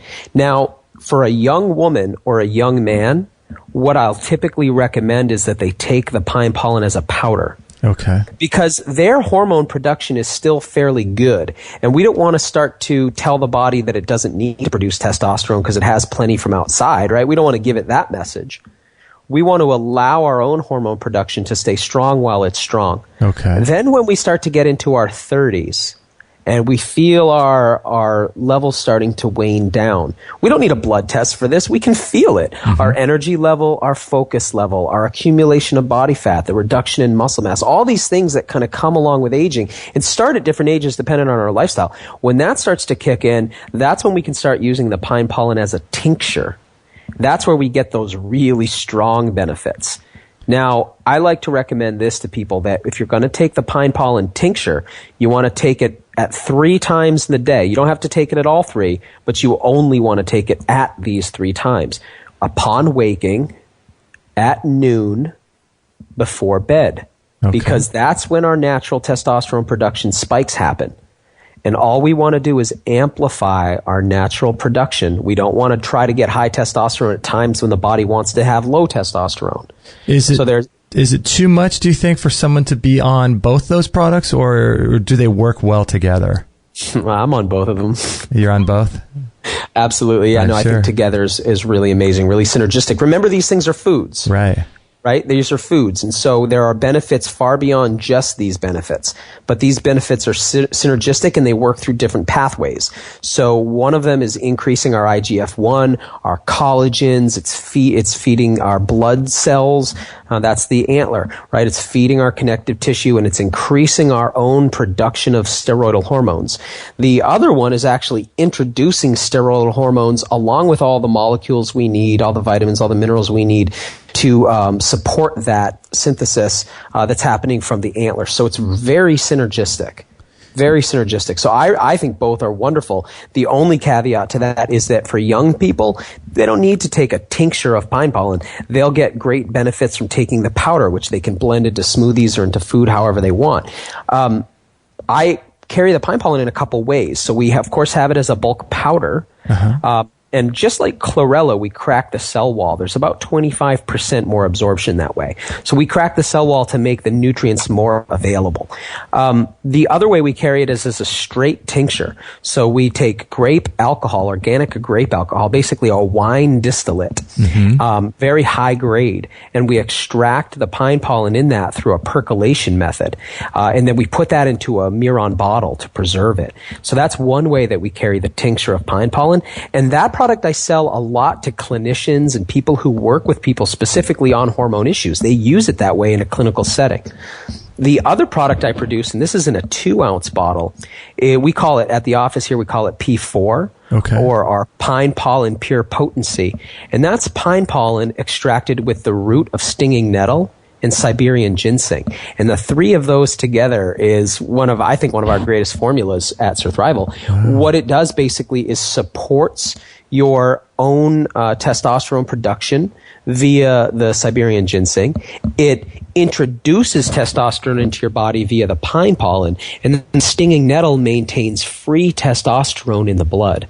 So now we have a complete package. That product I sell to any man over 30 that I can. I believe it's great for any man over 30, and I'm starting to really believe that any woman over 30 as well. It seems to me pretty universal benefits.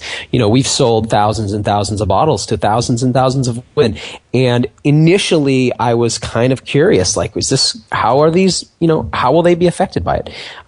We would always warn people before they took it, would say, hey, just to be aware, I'm not sure how this is going to affect women. And we've consistently had really excellent feedback in almost all cases. So my recommend would be, if you're a woman over 30 or a man over 30 and you're concerned about your sex hormone levels, this would be a great product for you. And both the pine pollen tincture and the Antler tincture are taken the same way. Just drop a few drops under the tongue, and we sort of hold that or swish that around in the mouth, let it absorb, and let it go to work in your bloodstream. And so would you take the deer antler 3 times a day as well, like at the same time you do the pine pollen? I think taking it 3 times a day might be a little bit, it's a little powerful. Oh, okay. So you could do that, particularly if you were a bodybuilder or an incredibly active person. I think if you're somebody who's a little bit more sedentary, that's a lot to take. Okay. So the stimulating effects might crank you up a little bit. So I would recommend you take as much as your body feels comfortable with. Usually when I get a new supplement, right, it's a tough one, because as somebody who owns a business in this arena, we tend to want to follow the industry rules. But the reality is, when I take a supplement home, I don't care what I want to know what the dose is recommended at, but then I'll take, twice as much and see what happens. I'll take half as much and see what happens. And I figure out what my body actually wants. We're not cookie cut, right? It's different than, working on bodies is different than working on a computer or a car, right? Every car, every computer, they're interchangeable.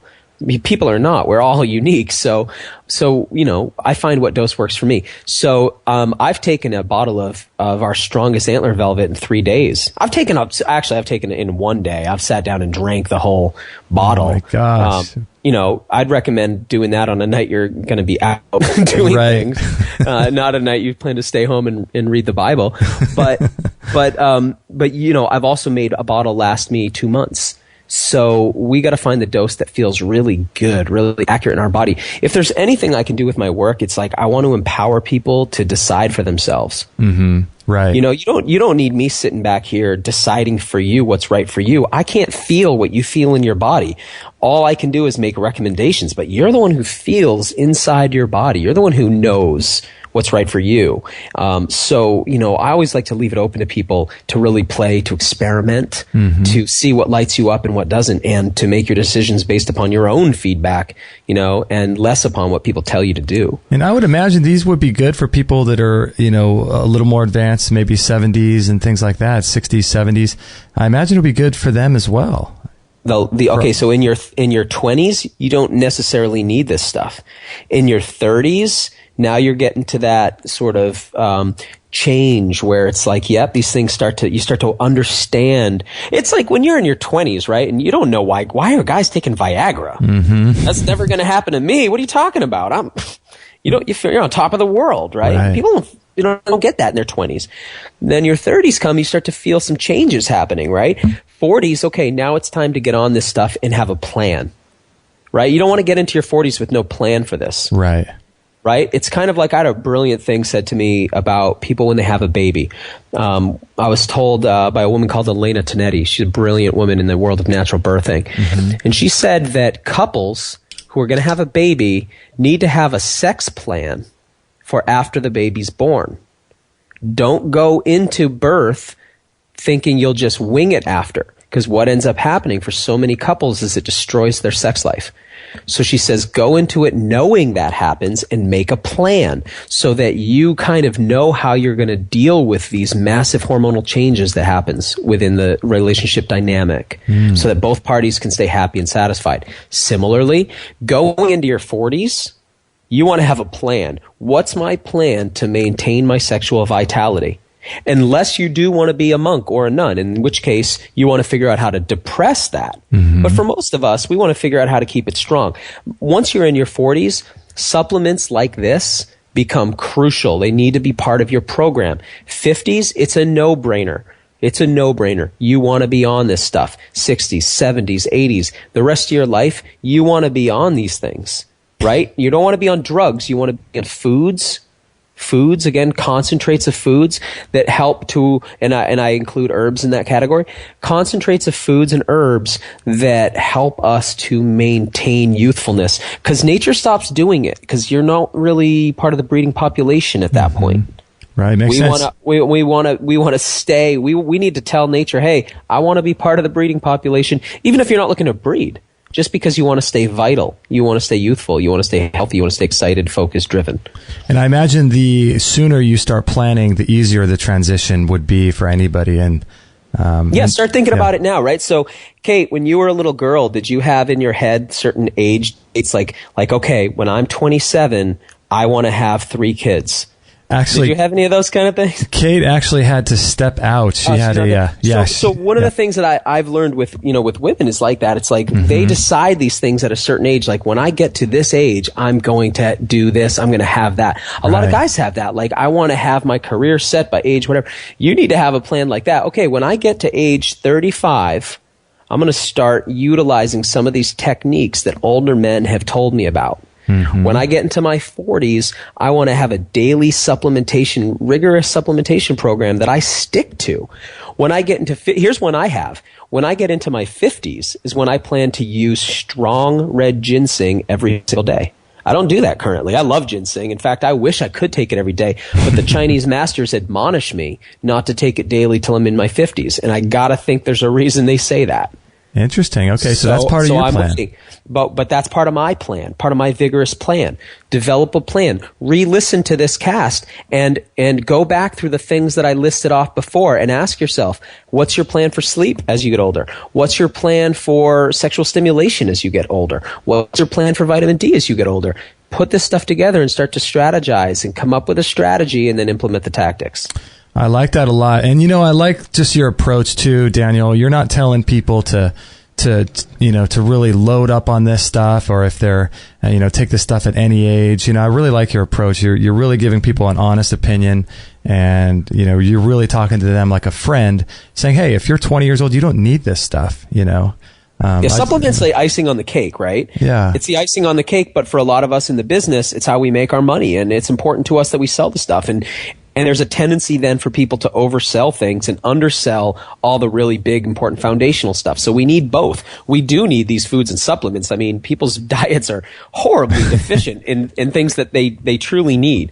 Yet, those foods, and I've given this analogy on your show in the past, when we're taking care of a fish tank, the water, the air, and the light are much more important to the fish tank than the quality of the fish food. Right. So if we don't have those other factors taken care of, really good fish food doesn't help. Similarly, in your own body, which is like an aquarium, if you're not getting the sleep you need, if you're not de-stressing and decompressing, if you're not stimulated and interested, food's only going to help so much. So we need to make sure we have all of the pieces in play. Interesting. Yeah, very, very fascinating. We have one final question. It's sort of off topic from the chat room. Just curious if you've heard of a product called Rest Shield. It's shaped like a pyramid, they say, and it's supposed to de-stress through scalar energy, and it's supposed to help with this Earth's Schumann resonance. Have you heard of such a thing? You know what? That particular product, no, but I've been in a lot of these pyramid structures. Is she talking about a pyramid that goes over the bed? Is that what it sounds like? Yeah, that's what it sounds like. I'm not sure if it's a supplement, but she says it's shaped like a pyramid, so it must be something like that. Yeah. Yeah. So I've played a lot with that kind of technology and actually really love that kind of technology. And the term pyramid, it means fire in the middle. So pyre, like pyromaniac, in middle. It means fire in the middle. And there's this concept that's very ancient that at the center of the pyramid, inside three-dimensionally at the center, that there's a concentration of energy that happens because of the geometry of a 3D pyramid. Wow. And so a lot of people have played with everything from storing food in the middle of a pyramid to sleeping in the middle of a pyramid to putting one on your head to, leaving your razor blades in there to keep them sharp. And there's some evidence that stuff works. Again, this is icing on the cake stuff, in my opinion.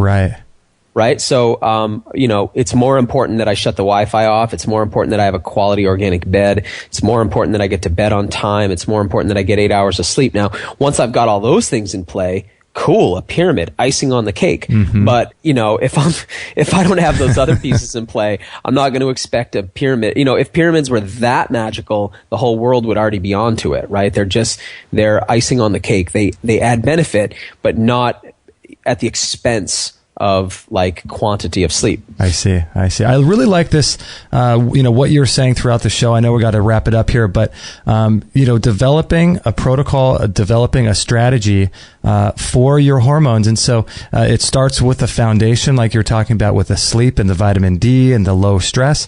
And then you can add pieces to it that sort of float around the outside, like the supplementation. And so, I think it would be helpful for people to sit down and look at their life and what stage in life they're in and figure out, okay, where am I in life? I'm 35, I'm 55, whatever.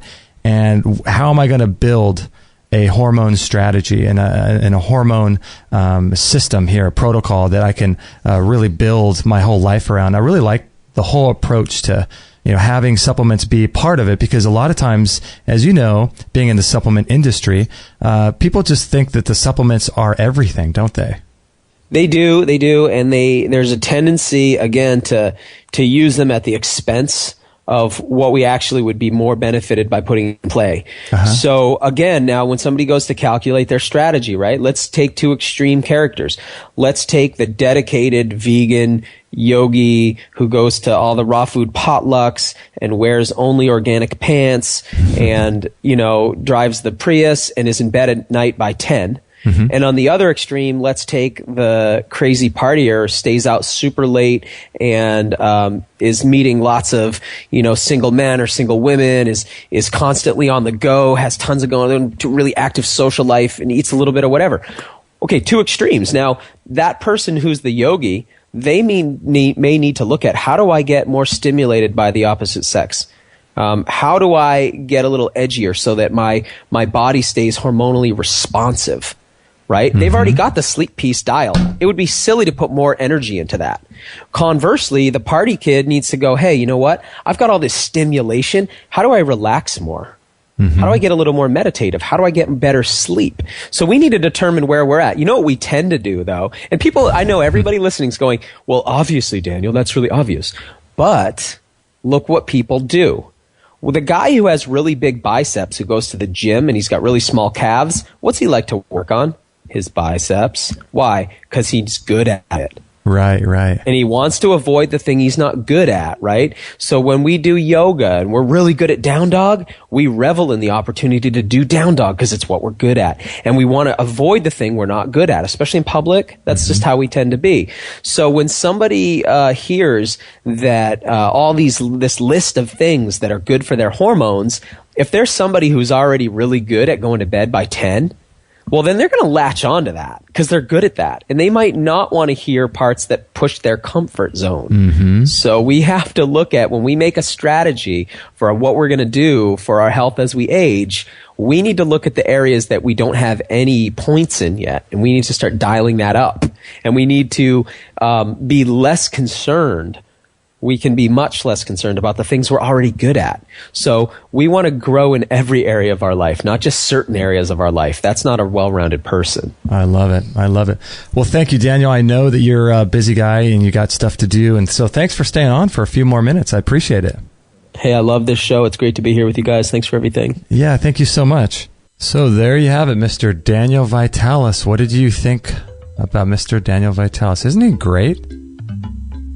I just love how simplistic he makes everything, and the whole talk about hormones is so important, I think, in today's culture. And it was interesting, too, when he said, what hormones are you talking about, or what minerals are you talking about? It's really interesting where you get this idea that you think you raise your hormones, but really there's tons of different types of hormones, and all used for different specific processes in the body. And so I really like that, the way he kind of made that finer distinction. And, I talk a lot about that in some of the articles I wrote for this website. I talk about when people say, cooked food is bad, or they'll say meat is bad, or veganism is bad, but it really depends what type of meat are you talking about and what form it's in. Is it cooked? Is it raw? Where is it coming from? And there's so many more distinctions that we can make, I think. And so it was cool that Daniel brought that up, and I really love just his delivery and how simple he makes it. And I tell you what, I'm pretty excited about starting the deer antler and the pine pollen. I'm going to be getting some of that and seeing how it affects my body, because I really think that is a good thing. And I think one of the cool things, too, about what he talked about is having a hormone protocol set up in your life. And like he talked about when he is 50, the Chinese doctor told him that that's when he needs to start doing a very powerful red ginseng.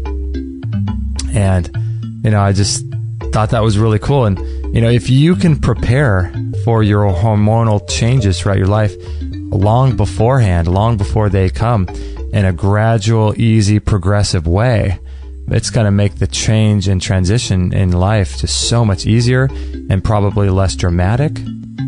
Right? And maybe even a lot less of a drop-off altogether of your hormonal levels and balances and things. And really cool stuff. And yeah, I really encourage you guys to check out the pine pollen and the elk velvet deer antler for hormones, and as well as setting up a foundation in your life that supports hormone health, like he talked about sleeping well and coming up with a sleep strategy and a sleep protocol where you're getting a solid 8 hours or more every night of deep, relaxful, restful sleep, and then getting the vitamin D and all these different types of things that you can do, lowering your stress, because that screws up your hormones. So coming up with a foundation and then adding some supplementation in, like the elk velvet and the pine pollen and things like that, to really help fortify any of the missing gaps that could be happening in your body. So pretty cool. I thought it was pretty cool. Daniel Vitalis is just a great guy, and we love what he's doing at Surthrival. I don't know if you've ever checked out some of his products or his website, but what he's doing there is just offering some really unique supplements and really unique things in his product line that I think would really, really help you. These are top of the line, high quality stuff, dual extraction mushrooms and bottled in spring water and Myron glass and organic grape alcohol. I mean, this is just stuff nobody else is doing. So I really like supporting him and his work. And I'm going to be getting on the elk velvet and the pine pollen here and see how that affects my hormones. I think that would be great. Yeah, I think maybe you guys should try that. See if it helps you guys. And also, if you do those things, especially the sleep and the vitamin D and the stress and then the food, the diet, and then some of these supplements, let me know how it's affecting you. I'd love to hear how this stuff is affecting you and if you're getting good results with it. So lots to try out, isn't there? I swear, with every guest we have, I just want to try every single one of their products. It's it's a crazy thing, you know? It's like, I just get so turned on to trying all these new things. So we're going to be the guinea pig for you and let you know how this stuff works. So it's really cool, too. What I thought that was really great in the talk that he gave is, you know, it was not until the very end of the show that he actually brought up any of his own products. And he kind of downplayed them in the sense that they support an overall foundational structure of having a good lifestyle that supports hormones. But he didn't say that, you know, those products that he sells are the foundation itself. So I just like him a lot. He's so good, and he's just willing to offer so much good information before he starts talking all about his own products and that kind of stuff. And even though he's got, I think, the best products on the market for this kind of stuff. So yeah, good stuff. Good stuff. So if you have any questions about this show, this is episode number 178, extremehealthradio.com/178. And if you want to make any comments, you can put your comment in the box below that particular episode or this particular episode, and we can talk about it, and you can help the community that way. And as we mentioned before, the shows are now live, so you can always go to extremehealthradio.com/live at 9 a.m. on Monday, Wednesday, Thursday, and soon to be Friday. So you'll be able to check out our live shows that way, listen, and you can join the chat room. And then if it's a Friday show, you can call up at 949-505-9585. So some good things happening here, and we're always going to be growing and offering better stuff for you. And then let the chips fall where they may, and you can decide what to do for your own health. So hopefully you enjoyed this episode. If you would, we would be so grateful if you would share this episode with your friends on Facebook. If you're running or you're doing some errands or whatever, and you're not at a computer or not at a smartphone or anything right now, would you do me and Kate a huge favor? And when you get back to those devices, if you could share this particular show page with your friends on Facebook, I would be so grateful. It would help us so much if you would do that. As you know, all of our shows are free, so since we're not charging anything for these shows, we're really relying on you guys to help spread the word for us. And some of you guys will end up donating or buying some of the products. So, but like I mentioned before, if you're interested in the pine pollen and the deer velvet antler, you can go to extremehealthradio.com/surthrival. That's SURTHRIVAL. And you can check those out there and make a purchase, and that will help keep the show free as well. So in any event, I hope you're doing well wherever you are in the world, and wherever you're listening to this. I hope everything is going great in your life. And if there's ever anything we could do for you, please let me know. I'd love to help you out. We do read every single email that comes in and do our best to respond to everybody.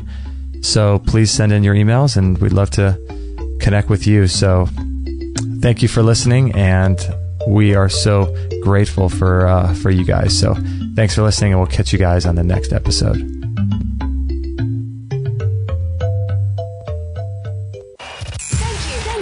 Thank you for listening to this episode. It's time to go for now, but our mission does not end with this show.